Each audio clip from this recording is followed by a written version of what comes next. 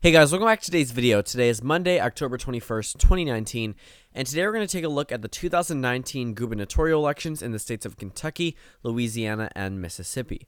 Now, these are the three states with governor elections, the only three states nationwide in the 2019 elections, and these elections will be held on November 5th, 2019. So the interesting thing is that this is actually a couple weeks away, so it's coming right up in the corner, right before the end of the year, and we're going to go ahead and see how some of these states actually perform.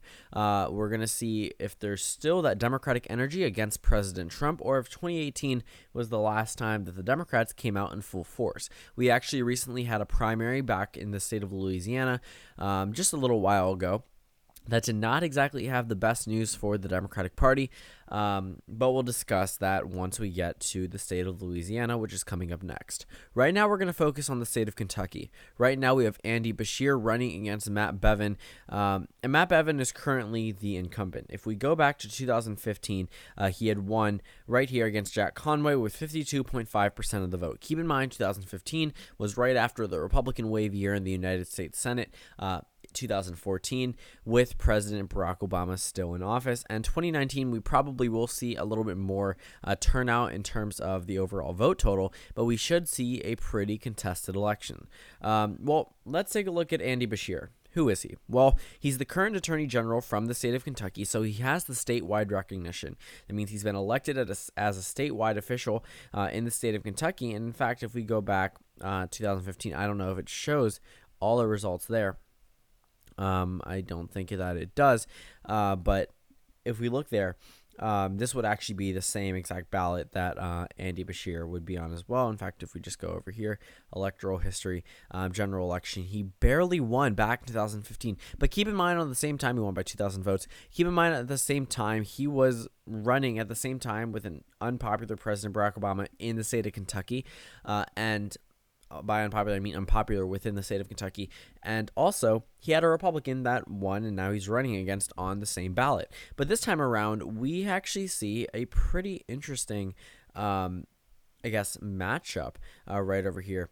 Let's go ahead and see right here. So the incumbent governor actually pretty much narrowly won his primary based off of the factor of the incumbency. It never really should be this close.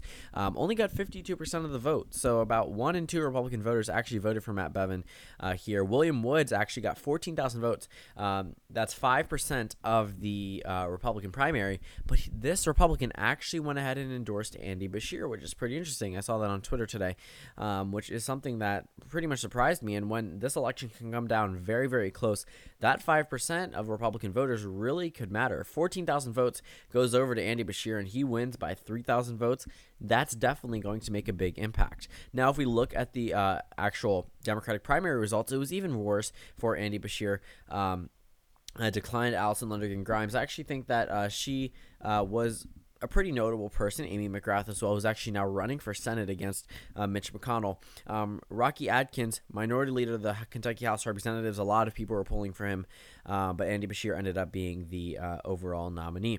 But if we look at the rankings from Cook Political Report, we see a toss-up. Inside Election says toss-up, and so Battle Crystal Ball leaves it as a lean Republican prediction. That's probably where I would pretty much throw it in there, probably near the lean Republican column. But if we look at the data that we have now, the actually most recent poll shows a tie between Matt Bevin and Andy Beshear, which is also something that we should take a look at. But I don't think that there's going to be some super inspired Democratic vote, even though there's a lot happening with the president. It's still right after the 2018 midterms, and it looks like Republicans may actually be focusing onto elections coming up. But this is pretty much what we should see from the state of Kentucky, possibly a lean Republican characterization. I will make a finalized prediction before the actual election, before November 5th in the state of Kentucky, but this is just a general overview of the race itself. Moving over to the state of Louisiana, this is actually a state with a current Democratic incumbent governor, John Bel Edwards. I made a video about him back in 2017 against President Trump.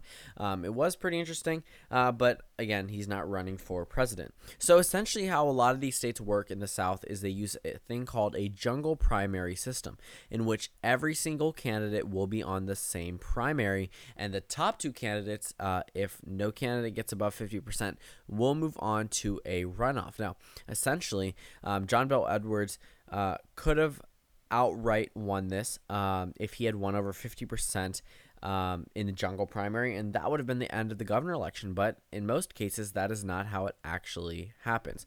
This is now a runoff election. This is actually not November 5th, November 16th, 2019. I guess if you look, California and Washington have this system. That Louisiana is the only state that has a jungle primary system. That's pretty much, I definitely don't think that's true per se. Maybe it's true in just party primaries, because I definitely remember Georgia's 6th district having that little jungle primary system. But I guess whatever. California and Washington have a similar top two primary system. But anyways, this should be a pretty interesting race. But when I said before, I said that this was not actually the first jungle primary was not the best result, did not have the best results for the Democrats. In fact, the incumbent governor, who's actually pretty popular, he's a pretty popular Democrat in the solid red state of Louisiana, he only got 46.6% of the vote. I mean, that's amazing for a Democrat. Sure. Oh, that's funny. Ended off at 000. But that's still not close to 50%. If you add up the Democrat totals, they still don't even get up to 48%. So the Republican Party is definitely ahead, at an advantage here. And if we look at the runoff predictions, it's actually a toss-up by Inside Elections, Cook Political Report, and Sabato Crystal Ball. So this one's going to be even closer than Kentucky. And a lot of this data that has been trending blue is actually narrowed down and trended a little bit more to the right compared to where it was before. But we'll see how this actually ends up. If we look, the Republican primary itself, actually, let's compare this jungle primary to the actual expected results. The last three polls taken showed 48, 48, 52, but it ended up being 46. Eddie Rispone was actually expected to win based off the last couple of polls, even though Ralph Abraham was leading originally. Ended up being pretty close, but Eddie Rispone ended up winning there. But we should see a pretty interesting general election, probably one that will take a pretty good while to go ahead and call. But pretty much, so we've covered Kentucky, we've covered Louisiana, we have one more state, the state of Mississippi, and yet again another close governor election. It is Mississippi, the solid red state that pretty much goes to the Republican Party every single time. I don't even remember the last time it went to a Democrat. I would assume it would be under Jimmy Carter, because I know Bill Clinton definitely did not win there.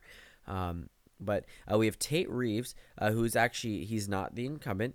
Tate Reeves right now is the lieutenant governor, but Jim Hood is the attorney general. So again, two statewide officials, people that are known pretty well statewide, and Jim Hood is actually pretty popular.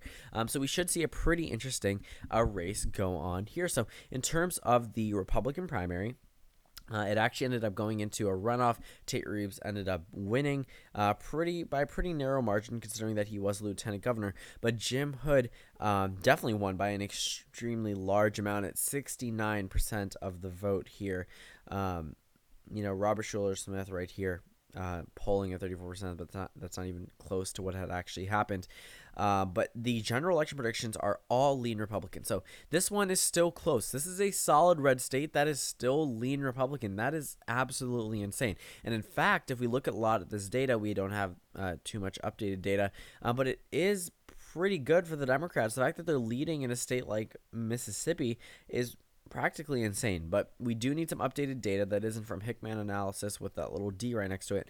But we definitely need to get some more information from it before we actually make a super clear, characterization. But it is on November 5th, so I will probably be live streaming that day, and we'll probably go ahead and see what actually happens in the state of Mississippi. So pretty much, just go ahead and take a look. It should be pretty interesting. Let's actually see who's endorsed Tate Reeves here. That's not the endorsement. Tate Reeves here. Phil Bryant, Governor. Haley Barbour, Pete Ricketts. Okay, Governor of Nebraska. Why are you even over here? It's so weird.